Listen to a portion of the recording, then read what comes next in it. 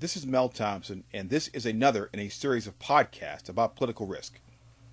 Like in all nations facing elections, the party at the helm seeks ways to solidify their base and increase votes through new policies. Many times, these new policies deal with taxation. In Britain, the Labour Party, which is not in power, has been warning of the proposed tax policies now being floated by the current party in charge, the Conservatives. Prime Minister David Cameron and George Osborne, the Chancellor of the Exchequer, are seeking to lower taxes.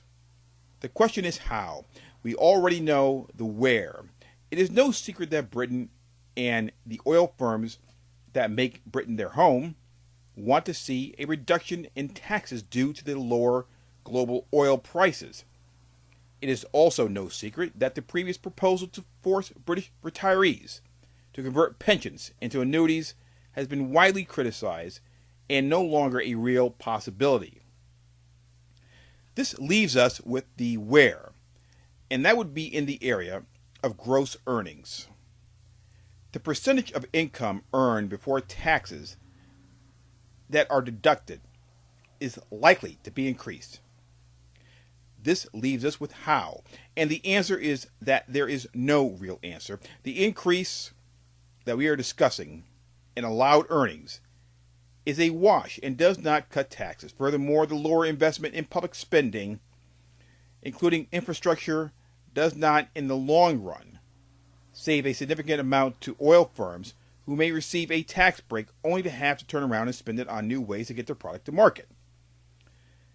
Britain has a budget deficit of 5.5% of gross domestic product. The country also has a high rate of borrowing. These two issues dictate the ability to cut taxes where to spend. Right now, there is very little room unless borrowing is increased, which is the opposite of what conservative voters would like to see. In essence, the Cameron government finds itself between staying in power by offering tax policies that are uncertain or improving the economy by risking the loss of power. They have chosen the politically safe yet politically risky path of uncertainty, which in the end will land them and Britain in the same economic place, but only worse within 2 years. British oil firms need skilled workers and a reliable transportation infrastructure.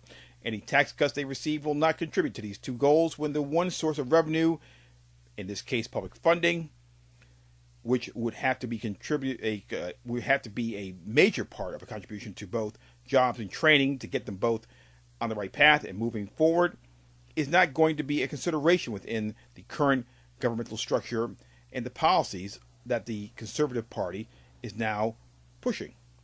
It appears that the political risk is in the factors which are clouded by electoral rhetoric, although in theory, the Labour Party, which is likely to correct the overall policies of conservatives if they were ever to cut a deal with the Liberal Democrats in order to become the ruling party, which is highly unlikely in this case, are probably correct in one respect, that the overall spending and taxation policies of conservatives is not going to amount to anything more than nothing.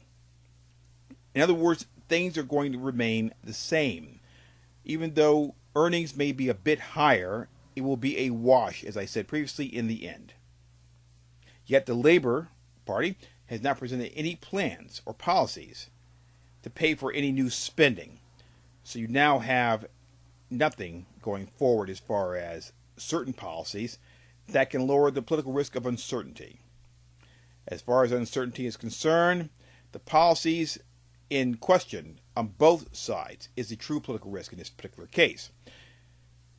We look at this classic example of uncertainty, and we can clearly see that the unease that it causes will be one that will lower markets, give a lot of agita and great deal of angst to foreign investors and businesses. You look at this combination, and you can clearly see that stagnation as an open invitation, and stagnation will stay around as long as uncertainty of policies remains. Any proposed tax cuts that are presented are more fantasy than fact, as to their actual impact on improving the economy due to the uncertainty that, as a practical matter, will temper the mood of foreign direct investors, businesses, and markets in general. This has been Mel Thompson.